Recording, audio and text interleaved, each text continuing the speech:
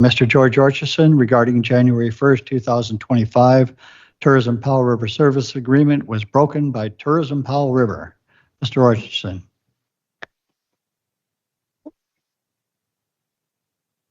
Compromise between my eyesight and the microphone here. Good afternoon, council and staff. Thanks for having me here. George Orchison, 3377 Joyce Avenue. I've reduced my presentation to writing and provided the council with an update. So I'm just going to read from it so I can make the 5 minutes. Okay? Thank you. Were the January 1st, 2024 to December 31st, 2028 Tourism Powell River service agreements between Tourism Powell River and the City of Powell River breached by Tourism Powell River when, without discussion or approval by the City of Powell River, it used funds provided by the city to change its name from Tourism Powell River to COTW Tourism Society?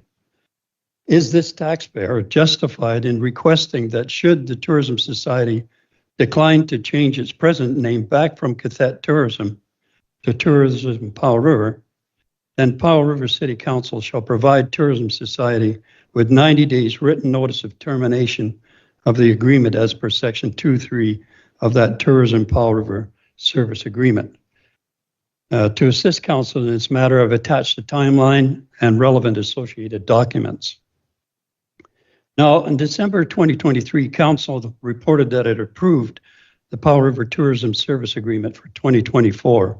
Also in early 2024, Council invited Tourism Powell River to submit a proposal for tourism services for the time period of January 1st, 2025 through December 31st, 2028.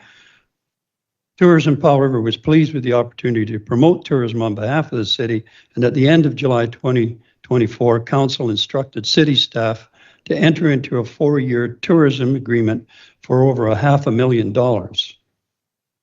The parties to the new Tourism Powell River Service Agreement are the City of Powell River and Tourism Powell River. At 5.4 and 5.4b of the agreement, we find a very important binding pledge or promise made by Tourism Powell River. Quote, the Society covenants and agrees to use funds provided to it by the city pursuant to this agreement exclusively for the following purposes. B, to promote the City of Powell River as a tourism destination.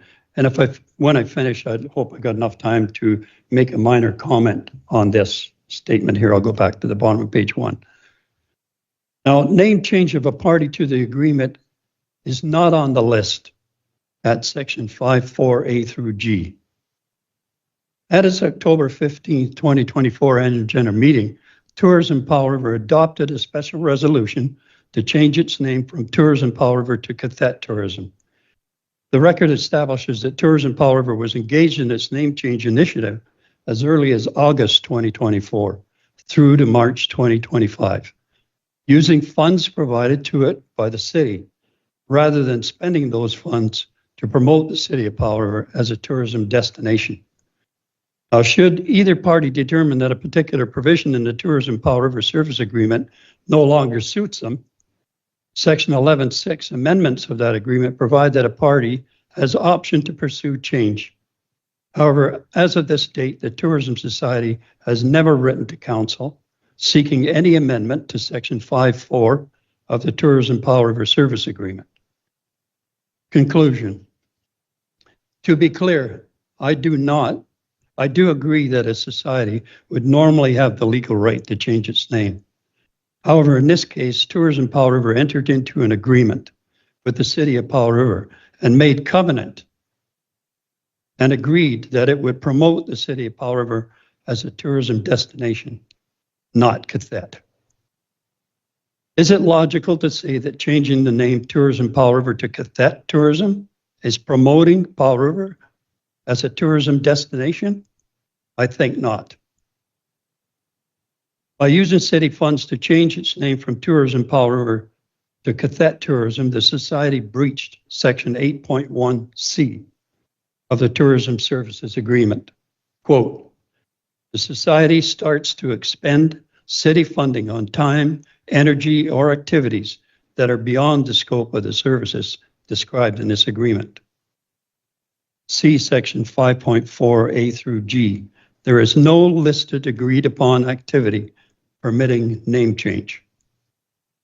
It's not listed as A through G. Can't spend city money on it. Tourism Society further breached section 5.2 of the agreement by failing to provide mandatory quarterly reports to the city detailing the activities of the society. No such detailed report by the Tourism Society on the subject of name change was ever provided to City Council. Now, should the Tourism Society be unwilling to change its name back from COTW Tourism Society to Tourism Powell River, I would urge City Council to instruct staff to provide 90 days notice of termination of the current tourism service agreement. I'd like to go back to the bottom of page 1, if I may, briefly. I'll just read it and comment. The Society covenants and agrees to use funds provided to it by the city pursuant to this agreement exclusively for the following purposes: to promote the city of Powell River as a tourism destination. Now, at the beginning, the top line, it says covenants and agrees. This agreement we have and the commitment that the Tourism Society made is simply not an agreement. We made a covenant to the city and the taxpayers that it wouldn't spend the money on anything other than the things listed in A through G in section 5.4. Covenant's almost like a religious pledge. You're swearing your honor not to spend the city's money on things that are not listed A through G. It's simply not an agreement. It's a pledge or a promise. That's what covenant means. And it didn't happen. And council must straighten it out. Thank you. Thank you, Mr. Orchison. Just before you sit down, we have a couple of councillors with their hands in the air here. And first up, we have Mr. Councillor Almeida. Thank you, Chair. Thank you for coming today, Mr. Orchison. A couple questions or a couple of things that you brought up. With regards to the funds for the name change, the Tourism Society receives funding from 3 primary sources, one being the city, one being the RD, but they also have revenue that comes from their members. Businesses that are in the hospitality sector choose whether or not they wish to be members of the Tourism Society, regardless of whether the society runs the visitor center or not. I would presume that those funds that they've used in membership dues are what they've used to maintain their society status, and also what they would have used to do whatever was necessary to get their name changed as well. So the funds that we provide are strictly for the visitor center, and they've continued to use those funds for the visitor center. The second thing you mentioned was whether they had legal standing or not. This matter was, I guess, first sent to council maybe May or June when the society first changed their name, and all the society's done is changed their own name. They haven't changed the name of the visitor center. The sign on the front of the building, last I checked, still said Visitor Information Center, and anything that referenced Powell River still says Powell River on their website and the signage outside. I had asked staff at the time if that change impacted the agreement that was set with the city. A legal opinion was garnered in June, and while that legal opinion wasn't shared publicly, it did come back saying that in the eyes of the legal team, nothing had been breached. Next up, thank you, Councillor Almeida, for shedding light on that. Next up, we have Councillor Southcott, followed by Councillor Dowd. Your response to Just a brief. Councillor Almeida. I'll be arrogant enough to say I disagree with your legal counsel's decision. I only heard the word agreement out of you. I just explained to you that this commitment by the Tourism Board, Tourism Society, is more than a simple agreement. It's like a personal promise or pledge not to spend the money. If it's not listed, the issue is not listed in A through G of the agreement. So, leave it there. Thank you, Mr. Orchison. Councillor Southcott. Thank you, Chair, and thank you, Mr. Orchison.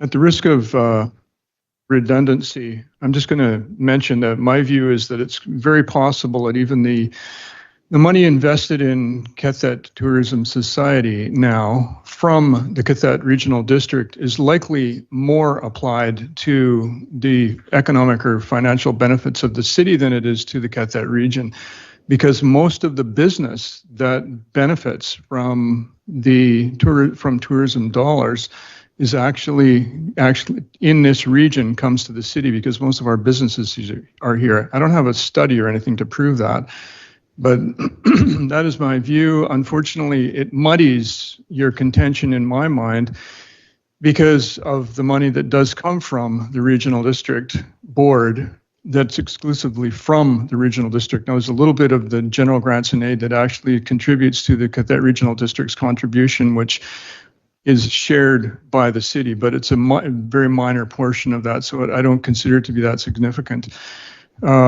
Anyway, I just wanted to mention that, and basically Councillor Almeida covered everything else that I had in mind. Thank you for coming. Mr. Orchison. I'd like to, thank you for that. And on that issue, I'd like to refer you to the failure of the society at the bottom of page 2, where I mentioned that the society, in my opinion, has violated Section 5.2 of the agreement by failing to provide mandatory quarterly reports and detailing the activities of the society. Now, if you, taxpayers' perspective, where is the accountability? Not a single quarterly report in all this time has been made to council. Where is the financial responsibility and accountability here? I think there's annual reports, but you're right. I don't remember seeing quarterly reports. Mr. Almeida, you have a response? As the Councillor Almeida. Thank you, Chair. As the liaison for the tourism board, maybe that was a misunderstanding on my part to share that more with council, but the Tourism Society meets 9 times a year, aside from the summer and December, and I'm at almost every one of those meetings, and at every one of those meetings a financial report is provided. That information has been shared with city staff, and so I'm sure our CAO will look into whether we need to report it any differently, but staff has received the information, and myself as liaison have received that information on a monthly basis. Thank you, Councillor. Councillor Doe. Oh, Mr. Orchison, go right ahead. Just a comment on that. Direct you to 5.2, which I discussed in my presentation.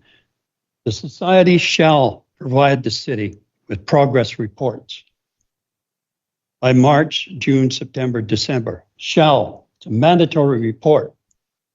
And it shall detail the activities of the society for the preceding quarter. Whether or not council decides to send one of its members to observe what's going on at that outfit's meeting is irrelevant. In the agreement, it mandatorily requires that the society will provide progress reports, period. That doesn't get dismissed by a councillor showing up. For example, I did go to the city's website and view in February, I believe it was 2024, yourself attending the council meeting, and your report to council from the meeting essentially was, the society really is enjoying the money we've sent them. That was not a progress report. Helping the citizens justify that their tax money has been spent wisely. They're obligated to provide the report, not just hope a city councilor takes some info back to council. Thank you. Thank you, Mr. Orchison. Councillor Doe. Oh, thanks, Mr. Orchison. First off, my opinion and the opinion coming from reading a legal opinion that city staff has shared with us, reading the agreement between the city of Powell River and tourism, COTW Tourism, having read those things, that there isn't a breach, including annual reporting or quarterly reporting, because we do get reports from Councillor Alameda about significant things that happen. On the city's funding, as Councillor Alameda said, the city is not the only funder of the of Cathette tourism. The Cathette Regional District also provides funding, and the members of the board of the Cathette. Point of order, please. Is there a question? I'm responding to Mr. Orchison's request, and I have an answer for his request, if that's okay, Mr. Chair. Go right ahead, Councillor Out. So where What's your was I? answer? So I was at the different sources of funding, okay? The Cassette Tourism is made up of a group of individuals who have tourism businesses. They're local businesses within the regional district and within the city. They provide funding. The Cassette Regional District provides funding, and the city provides funding. So the society is totally capable of funding a simple thing like a name change without using city funds. We have there is nothing in the contract, by the way, that suggests that Cassette Tourism has to provide a Powell River Visitor Center. The language, and you've read it, says that they have to provide a visitor center. That's also very similar to the language that's in the Sunshine Coast Tourism, another organization that provides tourism information and tourism promotion for the city of Powell River without having the name Powell River in its name. They provide destination marketing. They're funded by the city of Powell River and the Cathette Regional District as well. So I'm going to leave it at that. I don't think there's any breach. I don't think we need to inform Cathette Tourism that we're going to violate our contract, and I think they're doing a good job, and they should be appreciated because the name change, I think, is the least important of all the things they're doing. Yes, thank you, Councillor Elliott. Thank you, Chair. Thank you, Mr. Orchison. My question, I guess, would be to staff. We manage all of our contracts and contribution agreements and the reporting requirements. Do we have any reason to believe the money that we put in that contract is being spent somewhere that it shouldn't be?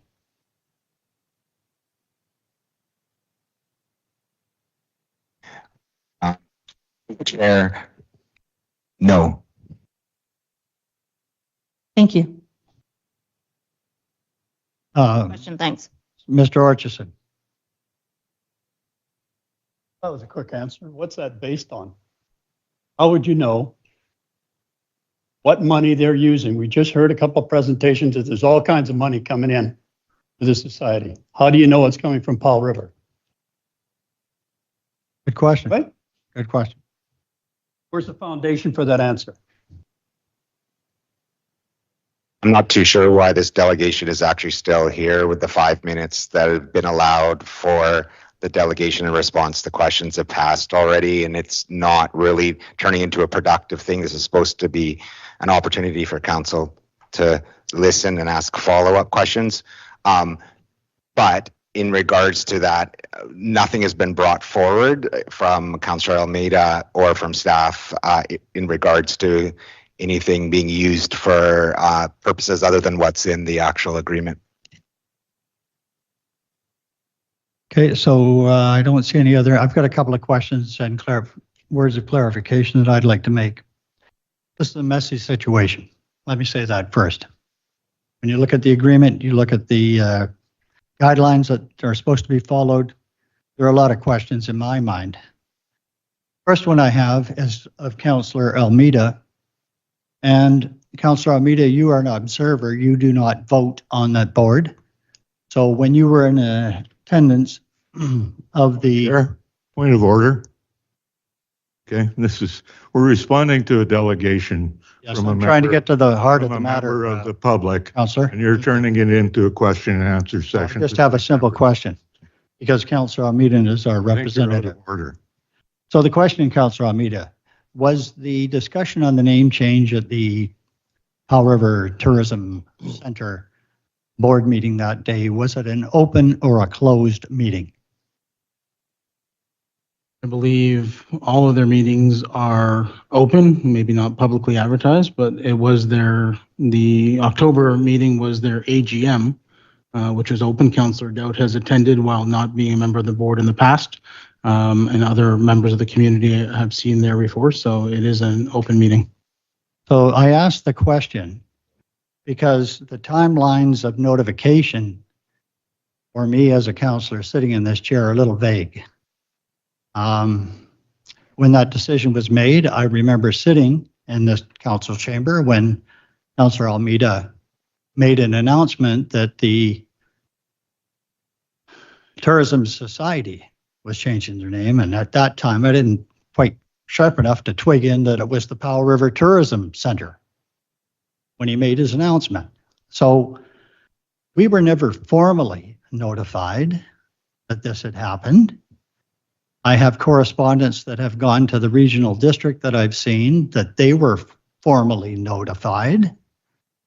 I have never seen anything up until today about a legal opinion, because the information I received earlier today when I asked the mayor about this situation, and I received correspondence, indicates that mayor and council were notified about a legal opinion back on June 28th. So I'm saying to myself, how can that be? I never saw this correspondence. So I checked my email, Mr. Orchison, and lo and behold, I had received nothing on June 28th of a legal opinion regarding our tourism society. So it's kind of surprising to me. First I saw is a legal opinion today, and I'm not going to say whether I agree or not because it's a legal issue, whether who is right on the legal points when you look at the process that they are supposed to be following. But I think there is some obligation that we need to hold somebody accountable when we. Point of order, Chair. When someone raises a point of order, conversation stops, and then I have a chance. Are you in the chair, Councillor? I challenge the chair. When someone raises a point of order, our procedure bylaw says that conversation stops, and I have an opportunity to explain my point of order, and then you have a chance to respond to it. Go ahead. Our procedure bylaw outlines the time for delegations and question and answer, and we are beyond that. And so I suggest that we move on and thank the delegation. Okay, so let's vote on whether we want to sustain the discussion or close it. There is all in favor of sustaining the discussion. Point of order, Chair. Yeah, there are outlines for how to respond to a point of order. We don't vote on it. You rule on it first. And then if someone, you rule on my point of order, whether you sustain it or you don't. Okay, so my rule is that we continue the discussion to get to all the information out on this subject today. And I guess it's up to council to vote on this. And are you in favor of continuing discussion?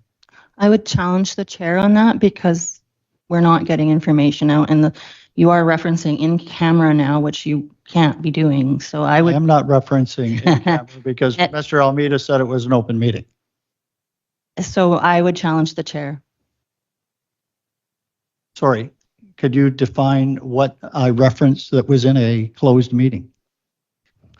So right now we're in the middle of a point of order. You ruled to continue with the conversation and override the point of order. I'm challenging the chair on that point of view, so we can vote on whether to move along as suggested by the point of order or to sustain the chair and go with your ruling. Okay. So to call a vote, you say, shall the chair be sustained, which means we would agree with you. And if we say no, then we don't agree with you. Oh. Let's vote. Do we sustain the chair? All in favor? No, not in favor. So I guess that ends our discussion in terms of this particular issue. But it probably is not going to be the end of this. Thank you, Mr. Orchison, for bringing this forward today. If I may, one last thing. You mentioned that legal opinion, that it's public. It's not. Is it public? Or it is not. Top secret? The public be provided a copy of it? TAO? Hello. My understanding is that it hasn't been released to the public. That's asking, can it be? This is something that we would have to discuss in closed session about the release of the in-camera information, but we can do that. Sorry, you can't hear me? Okay. Yeah, this mic isn't very good. We'll have to have that conversation in closed sessions about releasing the legal opinion. Thank you. Thank you, Mr. Orchison.